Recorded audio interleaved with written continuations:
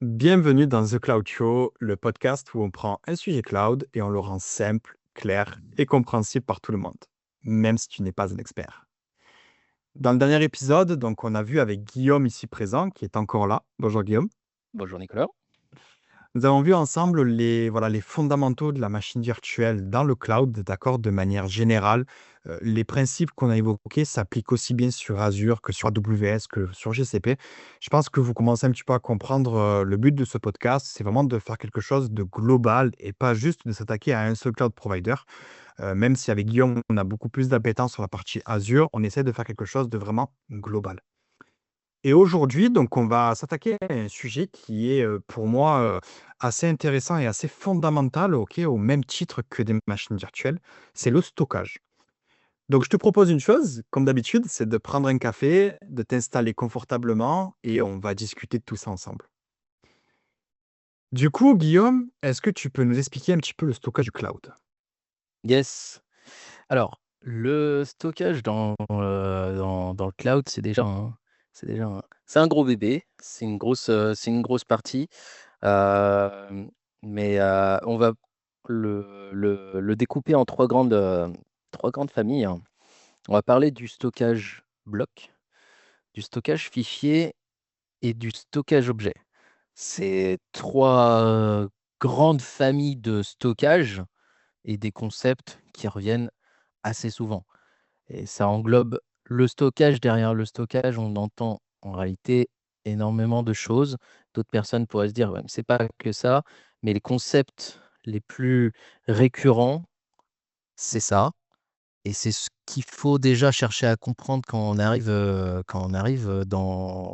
sur son premier cloud provider, différencier les différents types de familles de stockage, et c'est de ça, tout d'abord, dont on doit parler. C'est vrai, parce que pour le coup, quand on pense forcément au stockage, de manière globale, on va penser à un disque dur, on va penser à une clé USB ou encore à des boîtes un petit peu plus noires. J'entends par là Google Drive, j'entends par là OneDrive. Donc forcément, ce sont des choses, je suis assez curieux d'avoir vite ton point de vue là-dessus. Si on commence par le premier, donc tu as mentionné le stockage bloc. Est-ce que tu peux décrire un peu plus ou pas? Yes.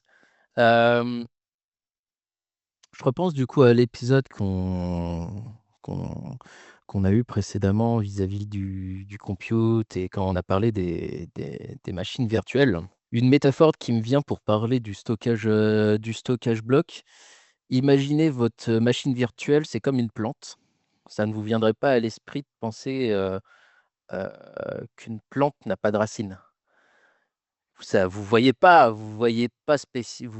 les racines, vous voyez l'arbre, vous voyez une plante, vous voyez de l'herbe, mais vous voyez pas les racines, et pourtant vous savez qu'ils existent. Et ben, c'est l'utilité du stockage bloc. C'est un stockage entre guillemets «classique», mais il répond à un besoin qui est primaire. Ce besoin-là, vous le voyez en fait un peu au jour le jour. C'est-à-dire quand vous ouvrez votre PC, peu importe si c'est un Windows ou un Linux, vous avez un système d'exploitation. Ce système d'exploitation, il est hébergé quelque part. Il est stocké quelque part. Parce qu'il ne fonctionne pas comme ça par magie, il est forcément stocké quelque part. Donc il est stocké sur le disque dur de votre, le disque de votre PC. Et ben c'est pareil, chaque machine virtuelle, quand bien même elles sont émulées, c'est un système virtualisé. OK, très bien, il y a quand même un stockage qui doit lui être dédié. Quand vous vous connectez à une machine virtuelle, ce qui peut être encore une fois un Windows ou un Linux, vous pouvez travailler dessus, vous pouvez stocker des choses dessus. Mais il y a aussi le système d'exploitation. Le système doit être hébergé quelque part, et ce que vous créez au sein de cette machine virtuelle doit être aussi stocké quelque part. Et c'est là où le stockage bloc a son intérêt, c'est de se dire chaque machine virtuelle est liée à un stockage. On parlera souvent de disques. Le principe que tu viens d'évoquer est très intéressant parce que la plante avec les racines, c'est une dépendance entre les 2. Ça veut dire que le disque dur, de ce que je comprends, de ce que tu expliques, c'est vraiment une dépendance entre les 2. Je vous invite, vous tous, à ceux qui nous écoutent et tous ceux qui nous voient, en vidéo, débranchez votre disque dur de la machine et voyez si la machine démarre. Au même titre que dans la partie cloud. C'est ça qui est vraiment pertinent et vraiment très intéressant. Donc du coup, si je dois résumer ce que Guillaume a dit, c'est un stockage bloc, c'est grossièrement parlant, c'est un disque dur qui est associé à une machine. que ce soit physique ou virtuel. Dans ce cas, est-ce que tu peux parler du coup de la deuxième grande famille, comme tu l'as évoqué, le stockage de fichiers? Yes.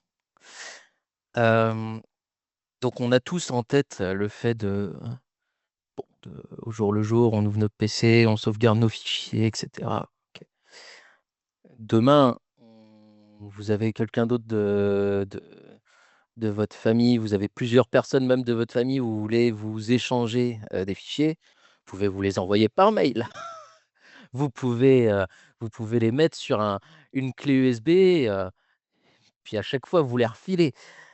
C'est Ça fonctionne, c'est pas très pratique, mais ça fonctionne. Mais il y a d'autres manières de faire et c'est là où il y a le stockage de fichiers, c'est le fait de se dire: «Bon, bah, OK, je vais déposer les fichiers à un endroit, dans une optique de collaboration» et c'est voilà, par exemple, ça peut être pour des applications qui sont eux-mêmes réparties sur plusieurs serveurs, ça peut être pour des sites web, ça peut être, voilà, la mais il y a toujours une notion, directe ou indirecte de collaboration.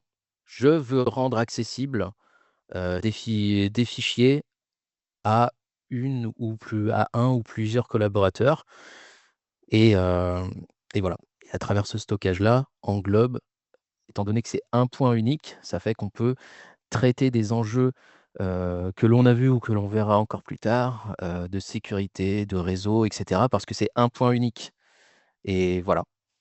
C'est c'est cet esprit-là. Ça peut être des fois visualisé comme un NAS en d'autres termes, du OneDrive, du SharePoint, mais voilà. Et maintenant, si on parle de stockage d'objets, qu'est-ce que tu peux nous dire là-dessus? Le stockage d'objets, c'est le fait de concrètement, c'est le fait de déposer un ou plusieurs fichiers qui vont vivre, de façon indépendante. On parle plus là spécialement de disques durs, ou de dossiers, on parle d'une grosse bibliothèque. Chaque fichier que l'on envoie est indépendant et est identifiable à travers une URL. Donc, à travers ce truc-là parce que là, on pourrait se dire: «Mais oui, mais un serveur de fichiers, c'est pareil». Pas vraiment. Votre, serveur de fichiers, quand bien même vous mettez des fichiers dedans, il n'a pas pour but, chaque fichier n'a pas pour but d'être identifiable à travers une URL. C'est déjà pas les mêmes protocoles, c'est pas sa fonctionnalité, c'est pas l'approche que l'on veut avoir. Là, on veut vraiment se dire, bah, imaginons une image. Je vais avoir une image, je vais pouvoir la target, aller dessus, à travers une URL. Ça peut être des scripts, ça peut être,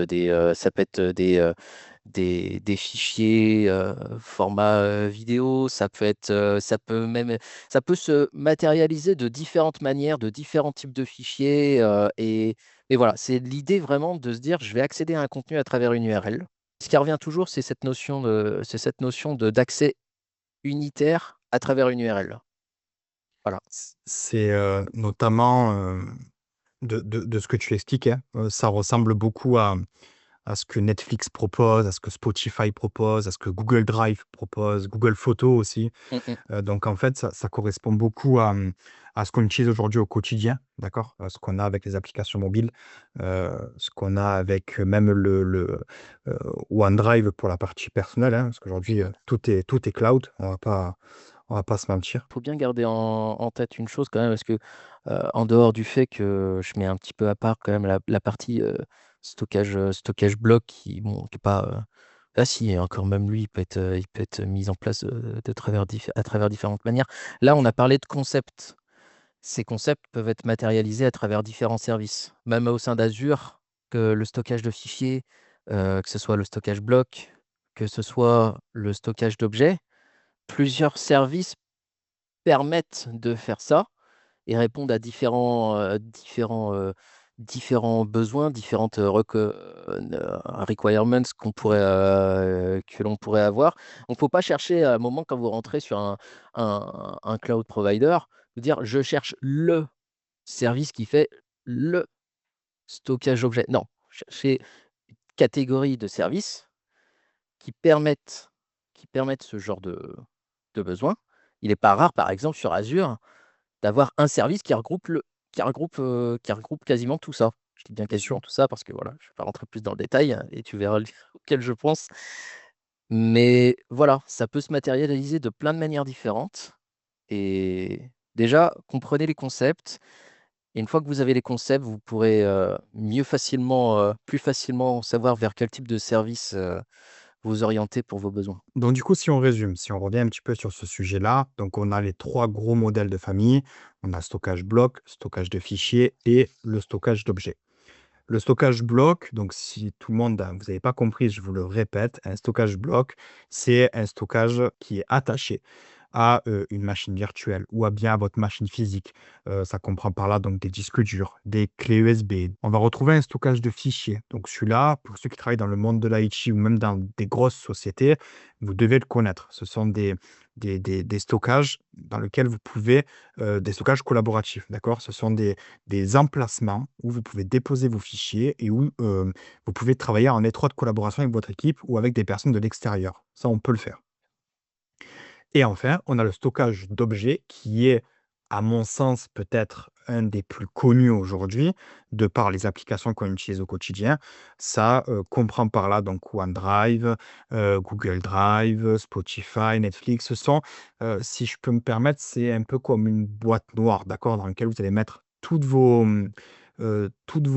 «data» entre guillemets, ou que vous souhaitez y avoir accès à travers un lien unique. C'est ce qu'a mentionné Guillaume tout à l'heure, que j'ai trouvé très pertinente. On va s'arrêter là pour aujourd'hui. Dans le prochain épisode, comme vous le savez, on aime bien faire des teasings dans ce podcast. Dans le prochain épisode, on parlera du réseau virtuel. D'accord? Je répète ce que Guillaume a dit. On est là pour vous expliquer les bases du cloud de manière générale. Ça passe par les VM, le stockage et le réseau. Et un dernier point, enfin deux derniers points, pardon, qu'on verra ensemble un peu plus tard. En tout cas, c'est tout bon pour nous. On vous souhaite une très bonne journée. Merci d'avoir écouté cet épisode de The Cloud Show. Abonne-toi si tu veux comprendre le cloud sans te prendre la tête. C'était plaisir de t'accompagner aujourd'hui et bien entendu, on te souhaite une très très bonne journée. Yes, bonne journée, au revoir.